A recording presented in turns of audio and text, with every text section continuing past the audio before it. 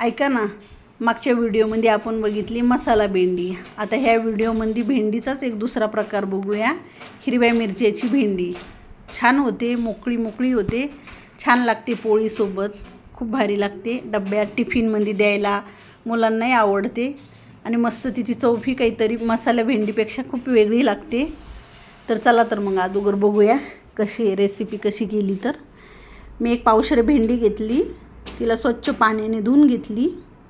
आता एक कपडा टाकला खाली, त्याच्यामध्ये ती भेंडी टाकून सगळीकडून एकदम कोरडी होईपर्यंत पुसून घेतली.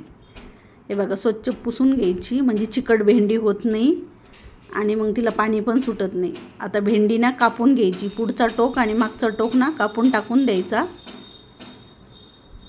हे बघा, आता बारीक बारीक ना गोल गोल काप करून घ्यायचे कुटके.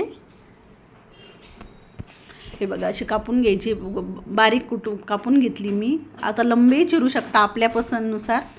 एक टोमॅटो घेतला आहे, तो पण बारीक चिरून घ्यायचा.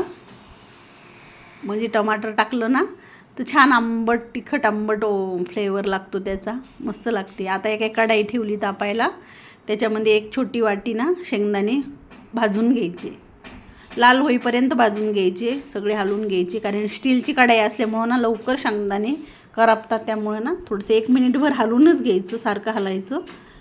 हे बघा, आता हलवून लाल जरद भाजून घेतलीत मी. आता नाही का आपण वाटण बघूया. त्यासाठी ना मी हिरव्या मिरच्या घेतल्यात. आता जसं तिखट लागतं का तसं बघायचं. हे बघा, आता एका कढाईमध्ये ना 2 उबळे तेल घातले, जिरं टाकले अर्धा चमचा, त्याला चांगलं तडतडून द्यायचं. आणि ती हिरवी मिरची हिरवी आपण भेंडी होती का ती टाकून टोमॅटो टाकून फ्राय करून घ्यायचं, चांगलं हलवून द्यायचं. कारण की आणि स्लो गॅसच ठेवायचं बरं का, कारण लागते भेंडी पटकन, खाली स्टीलची कढाई असल्यामुळं खूप लवकर लागते.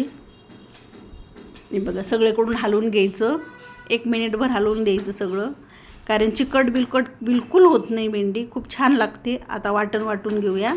हिरव्या मिरच्या घेतल्या, आता तुम्हाला जसं तिखट लागेल तसं करू शकता. 7-8 लसणाच्या पाकळ्या घेतल्या आणि चवीनुसार मीठ. आणि हे नाही का वाटण सगळं बारीक वाटून घ्यायचं. आता 1-2 फिरून मग घ्यायचं आणि मग त्यामध्ये शेंगदाणे टाकायचे, म्हणजे दाखवायचे विसरून गेले मी टाकल्या वेळेस. अगोदर थोडी मिरची काय करायची वाटून घ्यायची आणि मग नंतर शेंगदाणे टाकायचे, म्हणजे जास्त बारीक शेंगदाणे होत नाही त्यामुळे. आणि आता बघा, ते बारीक झाले, न पाणी टाकता वाटून घेतलं मी सगळं.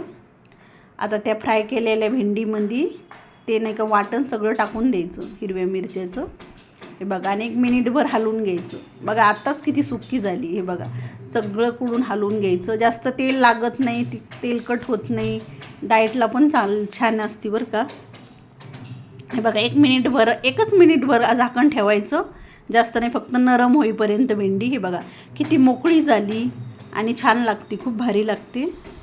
हे बघा, सगळीकडून हलवून घेतली. आता गरम गरम पोळीसोबत भारी लागते, मुलांच्या टिफिनमध्ये द्यायला किंवा आपल्यासोबतही वरण भातासोबत पण खूप भारी लागते. हे बघा, एकदम मोकळी होते, छान होते, पटकन होते रेसिपी. पटकन मुलांच्या टिफिनमध्ये सकाळी द्यायला गडबडी होत नाही, मुलंही आवडीने खातात. हे बघा किती मोकळी झाली. मी एका ताटामध्ये तिला आता सर्व केलं आहे. बघा, माझी जरी ही रेसिपी आवडली असेल ना तर लाईक करा, शेअर करा आणि सबस्क्राईब करा ना.